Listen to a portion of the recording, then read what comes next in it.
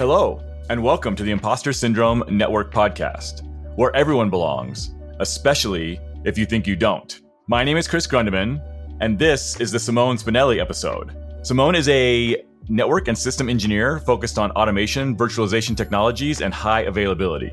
He spent most of his professional life at the University of Pisa until, at the end of 2016, he moved to the Netherlands and started a journey in the world of ISPs. During his career, Simone has gained experience across several fields, from networking to cloud computing, and from identity management to optical fibers. Hey, Simone, would you like to introduce yourself a bit further to the Imposter Syndrome Network? What can I say? I'm just nobody, so it's fine. What you said, it's correct. Well, perfect. Hopefully we'll dig into a little bit of that possibly imposter syndrome there as we dive through this episode. But I think you're right in the right place. And where I want to start is with where you work now, GÉANT. I think I'm saying it right. It's GÉANT for those who can't spell how I pronounce things. But anyway, it's a collaboration of European national research and education networks. I think we had Chris Cummings on not too long ago who told us a little bit about what the idea of a research and education network is. But I do think that's still a topic that's foreign to most folks, even who work in networking. People kind of understand data center environments, they understand enterprise environments, they understand ISPs, but regional research and education networks are maybe slightly different or a combination of all of the above. Can you tell us a little bit about what GÉANT specifically is and maybe how that fits in with R&E networks? Yeah, absolutely. I mean, it's a very exciting environment, and I'm happy to be able to explain it all from the bottom of the chain to the top where I am now, let's say. So every country have a research and education network that connect educational institutions. For example, the University of Pisa, where I spend most of my professional life. And these networks created the GÉANT Association, which is a strange beast that runs a physical, really tangible network that interconnect these European countries and their research and education networks and interconnects them to the rest of the world. So, for example, to our friends in ESNet or Internet2, or we do projects in Africa like UbuntuNet, Africa Connect, etc., etc. So it's a very different world from the commercial service providers, and it's all about community. It's all about helping each other and do what's the best for your users, right? I started my career in a university where we didn't have customers; we only had users, and now I'm back to that. And it's a very nice concept to think about users rather than customers. Maybe you can tell us a little bit more about that distinction between kind of looking at, users versus customers. I mean, what are the differences from your experience and kind of, the way that interaction happens? I might be brutal, but I always had the feeling that you try to squeeze customers to exploit them, but I'm not sure if this is too much. On the other hand, with users, you work together. Yeah. So you have a common goal and you try to do what's the best for them to fulfill, their goal becomes your goal. Yeah. Enabling your users to do more, to do better, to do easier. So that's the main distinction. And I've been in some commercial situations, right? It's nice. There is a lot of technology, a lot of good people, and it's really nice to work in certain environments. But the final goal it didn't fit to me.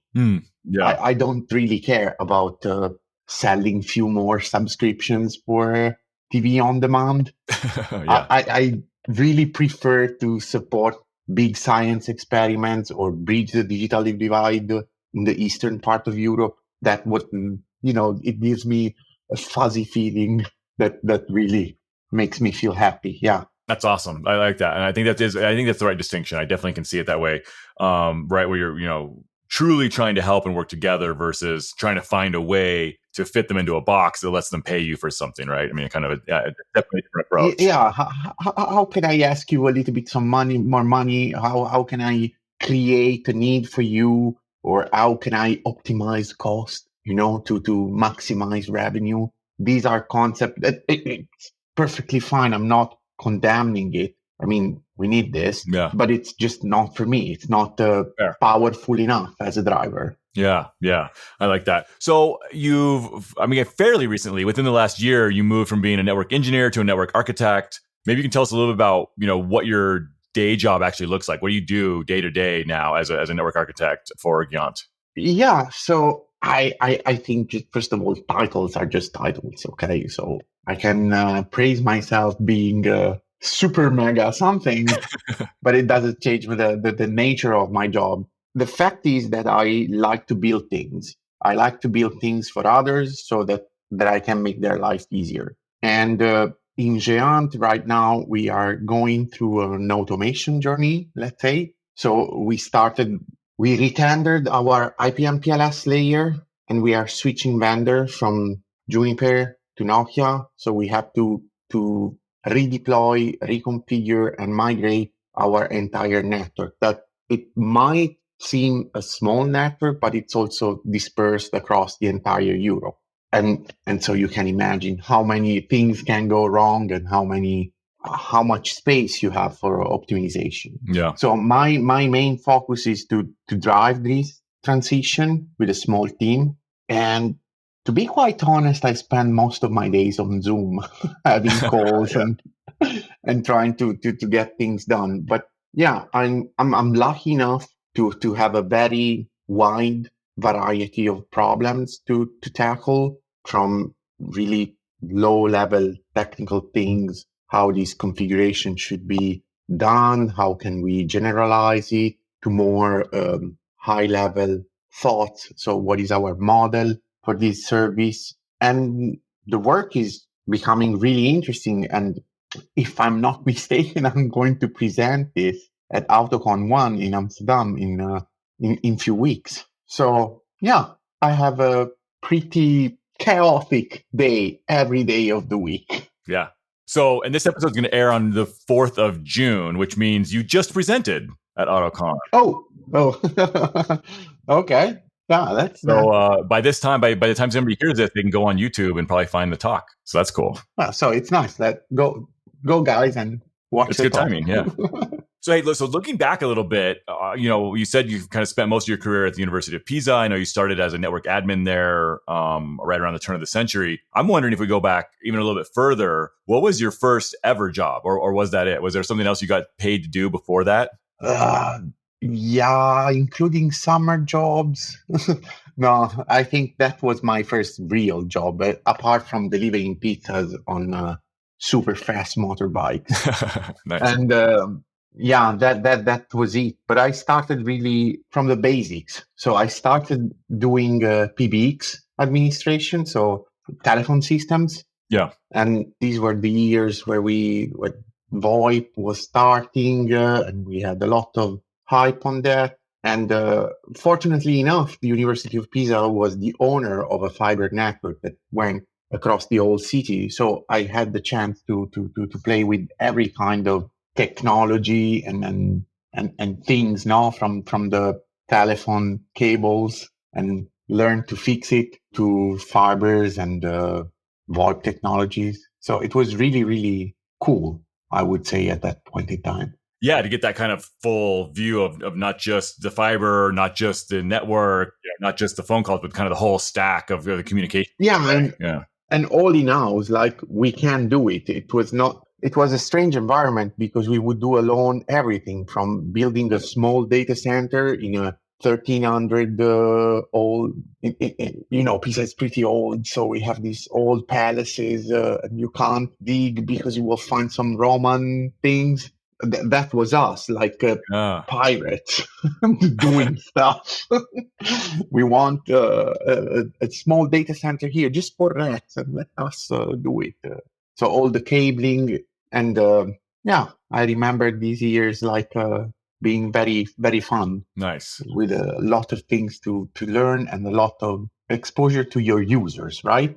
It comes again at that point in time, the network was not the real service for us. If you can't send emails for an hour, nobody would complain. it was 2002, 2003. But if you cut the telephone lines, everything is stuck. And so you are there like a little hero coming there. Let me see. There is a board that I need to reset or these kinds of things. It was really, really fun. And also completely unstructured, like most of my life.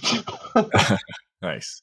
So I guess my question then is why? Why get into tech? Why go down that path at all? I mean, what attracted you to that kind of work or that job, or how did you end up in that job even? It was partially deliberate and partially accidental. So I studied telecommunication engineering, convinced that the internet would free us all. And so that was my deliberate part.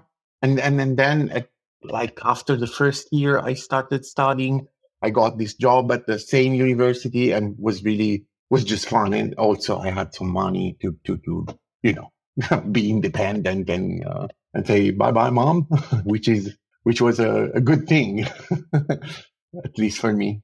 And luck, I would say. But I'm happy I stayed. I mean, yes, you got into it and really enjoyed it. It sounds like. Yeah, and I tend to say to everyone that some people in tech, it's not a job, it's a lifestyle. So you just have it in you. No, you can't help yourself. You just have to explore and test and home labbing and do these kind of things, which is weird. Now for my family, I'm the computer guy. That's it. But I managed to not fix printers. Nice. That's an achievement. That's my my boundary. Nice. So fast forward back to kind of where you are now. Most of the titles I think across your career have been network engineering. I assume that was mostly kind of individual contributor. You're in there, you're just kind of working on things, fixing things, building things. And now you said you're kind of leading a team on the project. Have you been a team lead throughout most of your career, or is that something fairly new? It's a formal team lead. No, not really. I always had people around me, and I like to talk and I like to push for my ideas. So that thing came natural. But no, I would say this is my first formal, let's say, leadership position. But it really depends. For example, I'm a big fan of the pair setup. So give a problem to a couple of people and they will solve it. Just close them in a room, give them a room and a whiteboard. Yeah. And sooner or later you will get the result. So, one of the reasons I ask is I think, some of the people we talk to on the show, obviously there's multiple different paths. I mean, that's one of the points of this podcast is to kind of highlight that there's these different paths in technology, even within just the infrastructure side of things. And even inside the networking side of things, there's all these different paths you can take. And obviously one of them is, kind of going down formal management path. And a lot of people, I think, technologists, for whatever reason we go that way, it's a big change, right? It's a jarring change. It sounds like for you, it's been more kind of a gradual thing. You've kind of worked on teams and been a little bit of an informal leader or kind of pushing things forward. And so now in that formal role, it's kind of just an evolution, more of the same versus something totally different. Yeah, it's just how to say, I start from the principle that there is no magic, no? So you have to understand technology. If you are unable to tell me where the packet is going or how the packet is kind of formed, then you didn't understand the problem, right? And this is, for me, it's true for everything, no? But there is a difference in my mind between people who can, and not that who can, who are willing to do the next step. So how do I make something new or build something around the fact that I understand this problem, and the people that are just happy to solve that, to fix things. Yeah. Right. So the difference I make is between fixing things, so applying patches, and rethinking something because it needs a different design, it needs a different approach. So for me, being a team leader means just work with my team and say, okay, guys, this is a fix, but we actually have to rethink it. Yeah. We actually have to challenge what we did until now and find a better way, right? Because we all agree that maybe, I don't know, sending emails by hand sucks, no? So let's think it through. How can we make it better? How can we make it faster? How can we make it nicer. No, there is also like a side of aesthetic. Things has to be nice to see and to use. So that's my goal, and I tend to surround myself to people who think the same, and that's how I met Chris and Peter and all these people around the workflow orchestrator. Yeah. I like that. And I think, on the aesthetics bit, I don't know who, somebody said something like, if a solution is beautiful, it doesn't make it, necessarily correct. But if it's not beautiful, it's probably not correct. Something like that. I think, was it Edison or somebody said something like that, I think. Don't know, but I totally, I totally agree. No, if it's ugly, yeah, something is wrong. Yeah. For sure. So we have to aim for beauty. Yeah, I think so. And I also think, a little bit earlier than that, you said something around, just this idea of kind of fixing versus rebuilding. I like that a lot. I hadn't thought about things in those terms before, right? But there is this level of, to put a different spin on, or maybe this is something totally different, but, looking at things and saying, okay, I figured out how it works. This is how it works. And then, either like sticking to that or just kind of, really being formal about, okay, this is how that thing works. Instead of thinking about, okay, but could it work better? Right? That aspect to it, which is adding some creativity there. Instead of just saying, okay, well, this is how the SMTP protocol works. We're done, over, finding creative ways to adapt that, right? Kind of almost like that hacker mindset of taking something and using it for something else. You could call it like this. For me, it's just understanding things is a tool. It's a tool for your higher goals now. And you see this a lot when you talk about network automation, where people are obsessed with the configuration that goes on the device, right?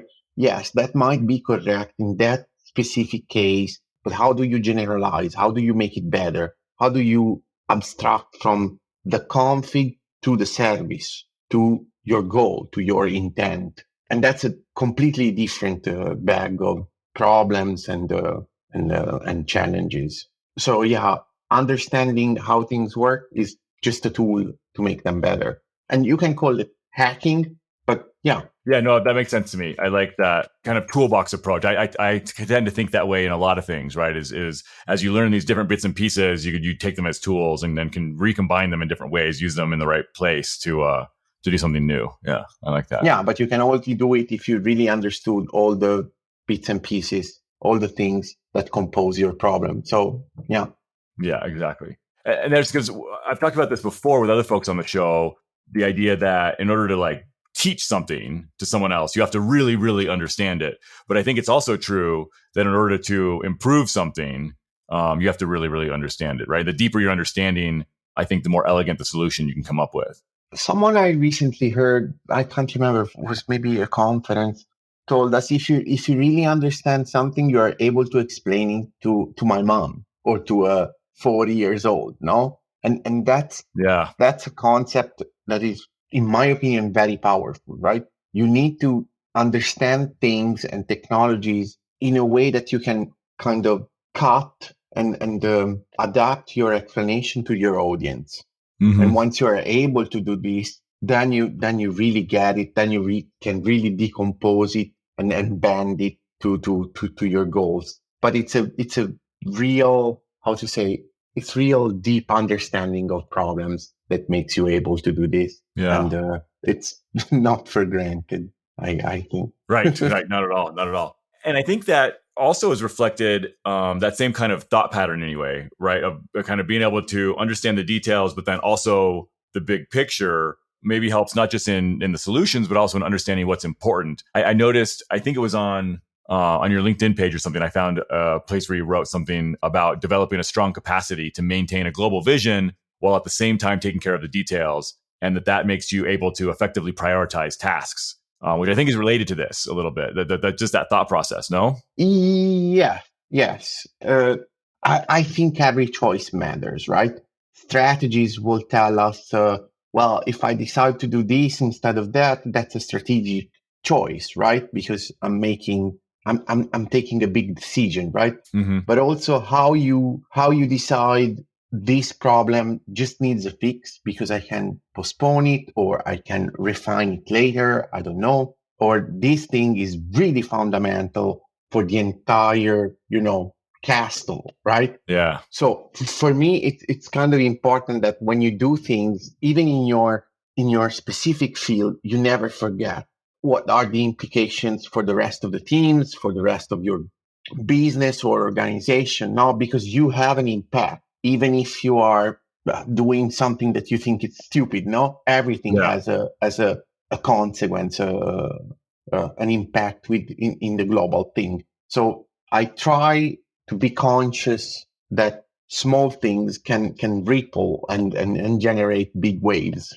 right? Absolutely. And yeah, I try to I try to be good at that. So let me ask you a question then on the other side of that. Obviously for most of us anyway, that doesn't always work out. I wonder if there's ever been a time you are willing to talk about where you've just kind of failed completely. Oh yeah, I mean many times, many times. And is there one in particular that you think of that might be worth sharing as a story? Oh well, I don't know if I can talk about that, but for a certain time in my life, for a certain period, I was a CPE tester, and I approved a firmware that would reset the device to factory default. So you upgrade and you lose all your settings. Oh shoot! And we rolled it out, and half of the network was flopped. And yeah, these things happen, and that's why you should remember why are you doing what you're doing, and also why I'm a big fan of working in pairs. Because if I wasn't alone, someone would have said, "Man, didn't you see the thing is completely resetted?" But how to say, big failures like this are, in my opinion, are part of normal life. You have to go through this. You have to fail. You have to, feel the shame. Yeah. If we're lucky, we can learn from other people's mistakes also. But I agree, if you don't throw a few of your own in there where you actually feel that shame, that guilt, whatever that is, it's like touching a hot stove, right? Once you do it, you feel it, it hurts, you want to avoid it. But if you never do it, you might be curious and end up touching it eventually, right? And also kind of, again, makes you understand the consequence of your actions. Mm-hmm. And unfortunately, I think for human nature, it's bad. It's most powerful to learn from mistakes than from success. We are really bad at celebrating our success, but very good in blaming ourselves for the mistakes we make. So just embrace it. I mean, I think nobody can say I never made any mistake. So right, just yeah, and I like that too. We had a guest on not too long ago, Maxie Reynolds, who talked about that a little bit. About, I think the way she put it was that people who are often find themselves in trouble, they tend to give themselves credit for their wins, thinking like how skilled they are, and then they blame everything else for their failures. And she's like, what she's seen is successful people more often actually, blame themselves for their failures. They look around and see, what could I have done better? And when they win, they kind of attribute that to luck. And they're like, okay, I got lucky that time, versus the other way around. And I think that's one of the reasons why I'm so happy to be here, because that's me. No, if it's a success, guys, we did a great job. If it's a failure, I take it on me, because I should have done it differently. I don't know. I maybe not the best way to be stressless in your life, but absolutely good if you want to learn. And how to say, I just learn to deal with this side of my psychology. Yeah, you have to. And I think that maybe leads to kind of some of the ways you approach things, right? I heard you say that you give equal attention to planning, coordination, and communication as to the technical side of projects you're working on. And I think that's really important and something that we can get lost in the technical details sometimes and forget to like document stuff, plan stuff, tell people what we're doing, show our work to other people. Planning, coordination, communication that's up front, so that by the time you're doing the technical work, it's actually a smaller portion of the work, but it's more successful because of all that other work. We go back to a couple of concepts we already talked about. So if you're unable to communicate what you're going to do and the why you're going to do it, maybe you didn't understand exactly why you're doing it. So for me, being able to explain, justify, and promote my work, let's say, it's very important, because it's part of understanding why am I doing and understanding the problem. So being able to promote a decision, promote a choice, not just to say, guys, this is the future, but it's exactly to show that I own the problem and I take responsibility for this, and I'm able to justify it and explain it to everybody in the room. That should be my goal. I'm not sure I'm always able to do it. Sure. Yeah. And secondly, the point is that every action you make has consequences. So if you don't communicate it, if you don't make other people aware of what you're doing, there might be some problems, right?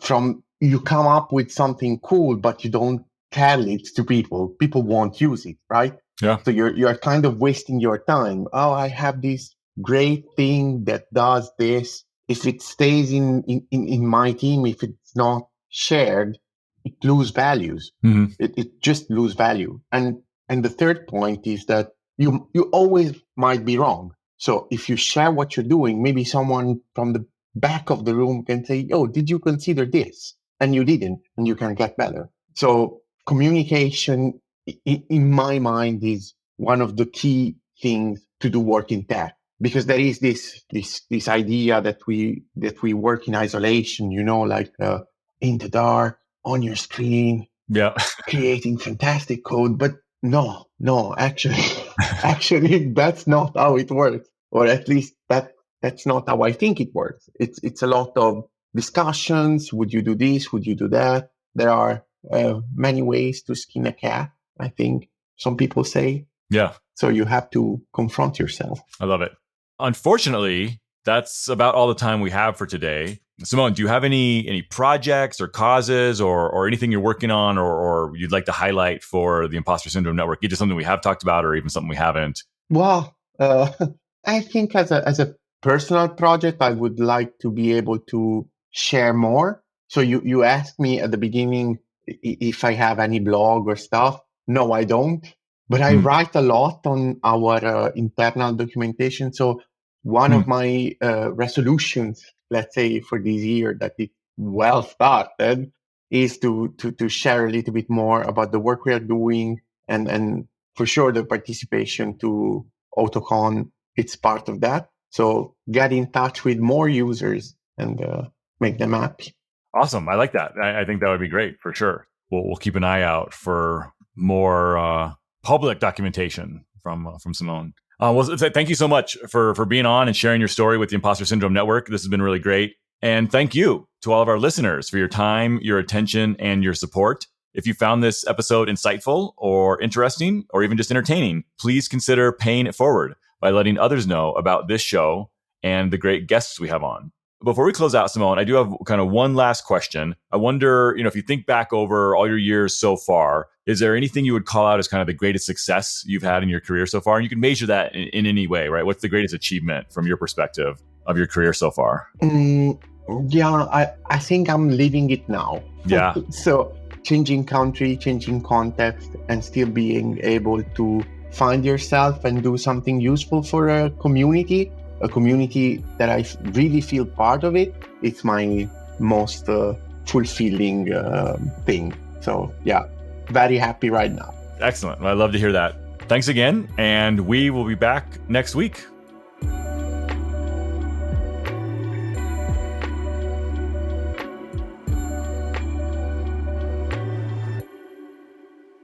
We pre-record episodes ahead of time to make things easier later, so we're not have to rush to get things edited and everything. So this episode actually won't air until the 4th of June. So it's going to be a while before it pops out. I was not expecting to be published, I would say. Yeah, we made a mistake with this guy, so. No worries. It'll be good.